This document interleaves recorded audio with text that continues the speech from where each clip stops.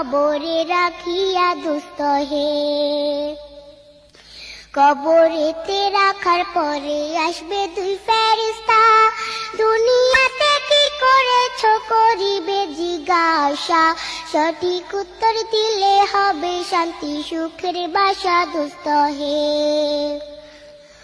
উত্তর যদি সঠিক না হয় দুঃখের সীমা নাই, সর্প এসে দংশন করবে হাদিসেতে পাই। যে জায়গায় সাহায্য করার আপন কেহ নাই দুস্থ হে। এখনো তো সময় আছে, হও না হুঁশিয়ার, দমে দমে জপরে মন নামটি আল্লাহ। এই নামের উসিলায় সেদিন হইয়া যায় ব্যাপার।